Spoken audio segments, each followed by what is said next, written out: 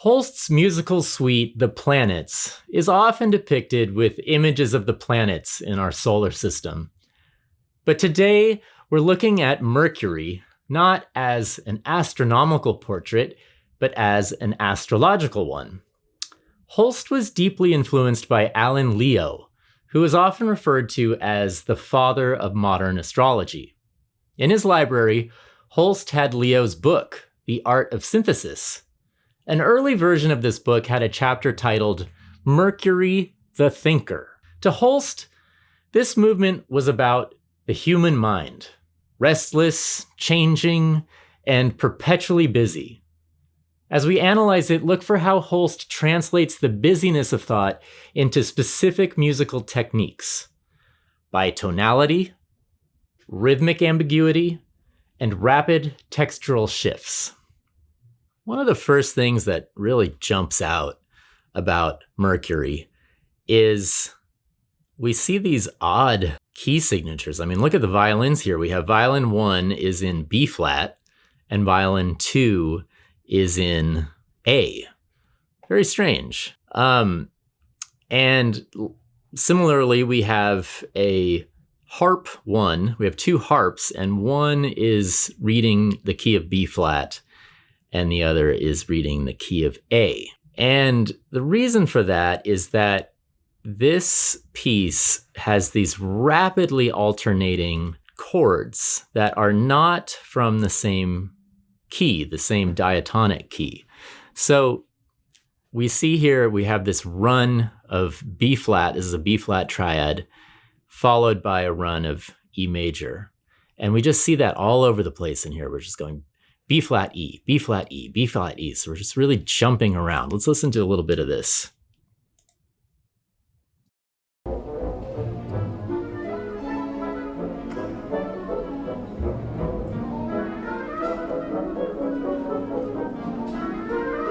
And it's going so fast that, on first listen, you might not even be aware that there's just this very strange juxtaposition of 2 chords that are a tritone away. They're 2 major chords. So we have our B flat sound, and then we have our E major sound. So when you play that much more slowly, it has this kind of strange, like alien sound. And in our interactive score player that we're now using on our website at the Academy of Scoring Arts, you can slow this down. This is the playback speed.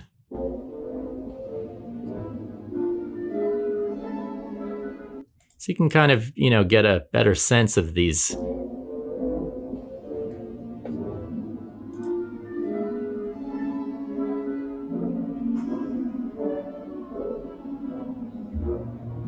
So we can hear, it's warping the audio, but we can kind of slow it down and hear this da da da da da da da da da da da sound.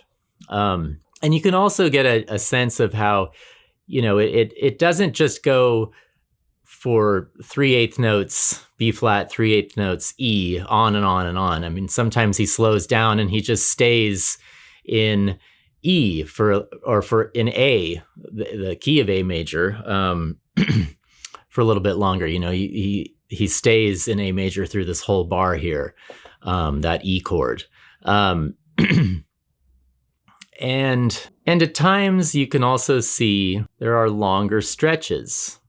So this here is just all in the key of, really it's in the key of E. We have some B major chords here as like the 5 to E. So it stays for a good long stretch here in E. Let's hear that in the normal speed. So we have our E, the first half of our measure is in E, and then in our second half we're hearing B flat. But then for 3 bars here, it stays in E. And then it goes back to alternating. And then we stay in B flat. Now back to E. So he's changing the speed at which we're jumping back and forth from these 2 keys. And that's what is often called bitonality. We have 2 tonal zones all mixed together in the kind of almost happening simultaneously in the same piece, just juxtapositioning each of them. And for Holst, I think this is part of the overall architecture of this music to illustrate the activity of the mind, that the mind is just darting. It's restless, and it can move, and it can make a sudden change in direction, almost unexpectedly to its own self. We can have thoughts just come out of nowhere, and our train of thought is it's sporadic and difficult to predict where our train of thought is going to go. So with the tonality, he is illustrating some of that aspect of the human mind. Now, the next thing is that through this piece, there is a great deal of change in what the sensed meter is. So we can see that it's written in 6/8, and we can see in his handwritten score here, he's done it in 6/8, and we see these divisions. This looks like typical 6/8 as a compound meter. We have 3 groups of 3/8 notes. But right away, we're going to see some challenges to that. For example, we're going to have these 4 tuplets in a 3 meter. So this is now, we have 4 16th notes. And so now this is almost sounding like, a beat of 2/4 with 16th notes on that second beat. And then we switch back to the 6/8 sound. And then it's just like these little intrusions of 4 into 6 that are happening until they start getting strung together and it starts sounding more and more like 2/4. So let's hear a little bit of that energy as they enter these 4 tuplets.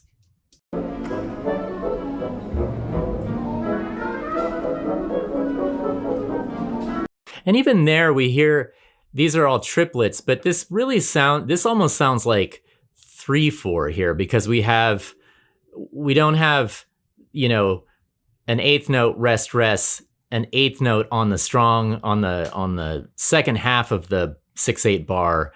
He's now splitting this into like 1 2 3 1 2 3 1 2 3, and then 1 2 1 2 1 2. So let's listen for that. 1 2 3 1 2 3 1 2 3 1 2 1 2 1 2. And then now we're going to hit this much stronger sense of 3/4. 1 2 3 1 2 3 1 2 3 1 2 3 1 2 3 1 2. Or perhaps with triplets like being split across each of these. So there's all these multiple rhythmic, like polyrhythms happening, being superimposed on top of each other. So a little bit further in, we're going to see this same kind of juxtaposition of meters.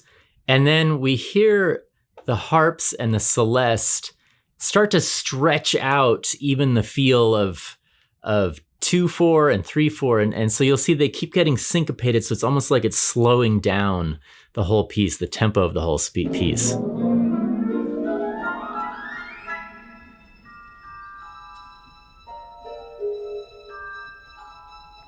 See, these are evenly spaced from one to another, but they're getting delayed. So then here we have each of these happening on the downbeats of the compound meter. So we have 1 2 3 2 2 3, and then on the downbeat 1 2 3. But then we wait through that downbeat on the next measure, and then we have our 1.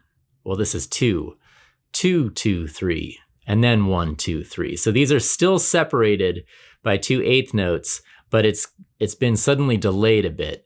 And then now again this is delayed, but now we are separated by 3/8 notes, by 1.5 beats. And while that happens, there's going to be this slowing down of the energy and we're going to hear this sustained E on a harmonic in violin 1. And then the violin's going to start up this syncopated rhythm that's really going to start challenging our sense of where the beat is and what the timing is. So let's hear this again. And incidentally, before we hear this, I can play a clip of Alan Silvestri's Back to the Future. And it's funny because this is actually also, you're going to hear a B flat triad. Well, it's an E major triad followed by a B flat major triad. So he's using exactly the same two chords, and it's very reminiscent of this part of Mercury.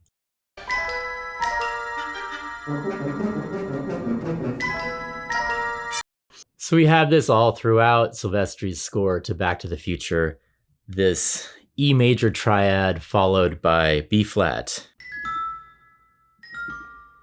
And it also gives this kind of restless, almost manic energy. Like it's just, things are happening so fast you can't quite grasp where things will lead next. So it's interesting how it's actually the same two chords that he uses, and it has a similar kind of psychological feel to it. So back to Holst, this is those Celeste chords, breaking into this section where things start to slow down. At least the impression of the tempo slows down, and this violin comes in with this syncopated energy that is going to challenge our awareness of where the rhythm and the meter is.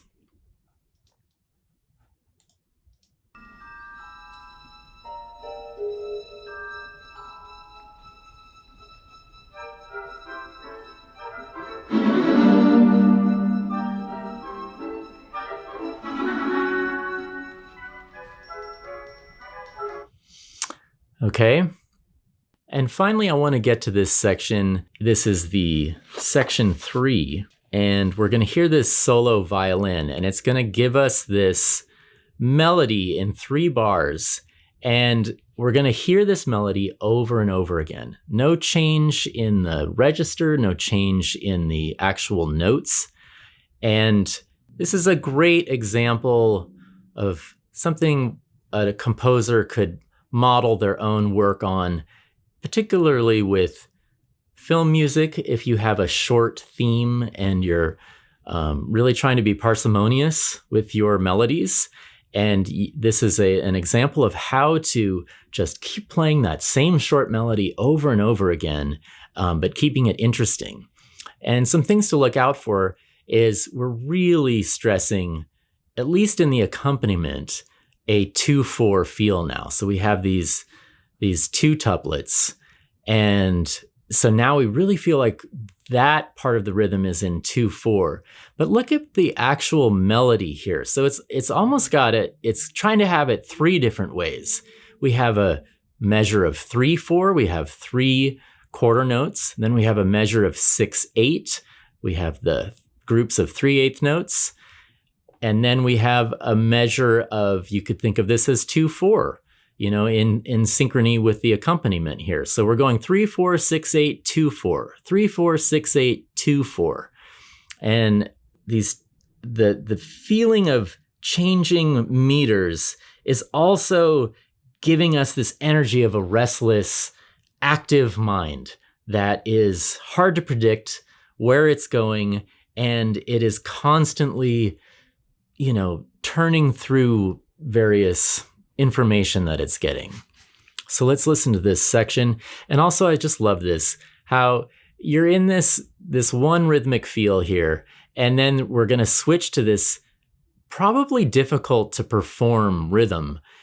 And the violin, it's almost like the violin has a moment to just, pick up and make sure we're ready to bow. It's almost like, do we have a nice sound here? Okay, here we go. And you'll see how it just kind of jumps in here, in this almost like we're warming up to get ready to play. Let's play from a little bit before section 3.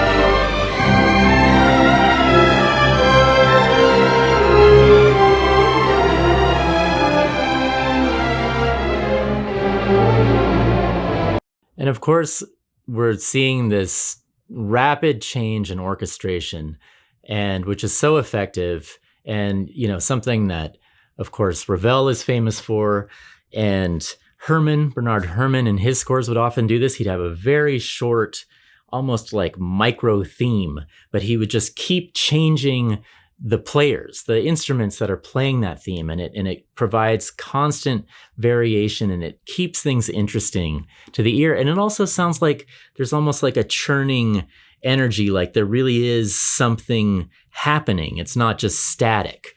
And so we can see that the time feeling is being changed. We're having these 2/4 sound here, and then our accompaniment kind of becomes this 3/4, and we have 3 beats now in the accompaniment, and we keep giving this melodic line. We just keep handing it to other players. So we start with solo violin, and this is just amazing. I mean, this is 1 violin here and 1 harp.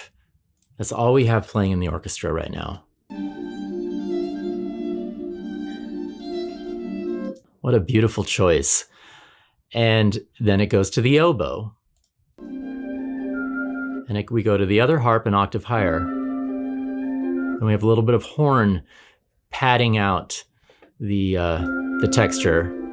And up to the flute with the clarinets now padding out the texture. And we just have this almost imperceptible string pad with just 1 desk. So we just have 2 players from violin 1, and 2 players from violin 2, and 2 players from viola, and the harp still chugging along with the celeste. It's almost like, it's so subtle, it's almost like the sound of like tape hiss.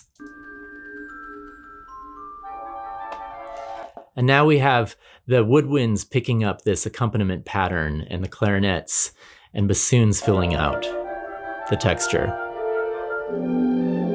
And now we have the strings, violin 2 section playing the melody with the pads coming from the woodwinds and the horns. And also notice that we don't have any heavy brass in this movement. We don't have tuba, we don't have trombones.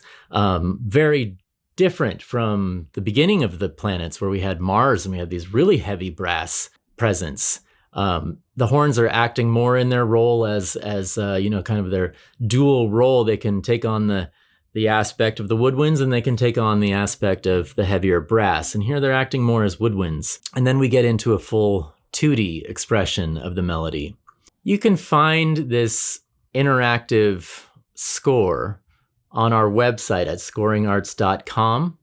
It has a lot of really fun features. We've been adding each movement of the planets, and you can do lots of things. I've showed how you can slow it down and speed it up. You could loop sections. So say you just really wanted to, drill down on this section here. We could loop just this flute passage.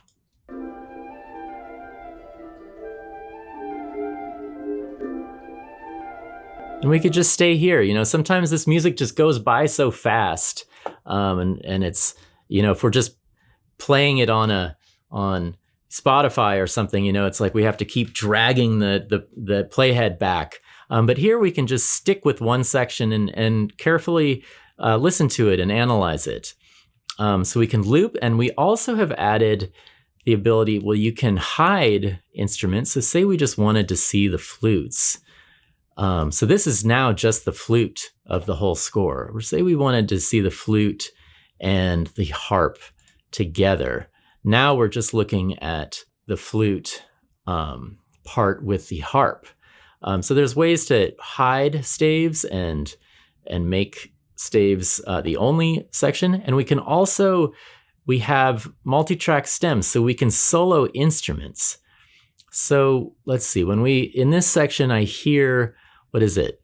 The clarinets coming in, right? So let's listen to just the harp and horn, and then harp and clarinets. So we can play harp and horn and clarinets and see what that sounds like without the melody.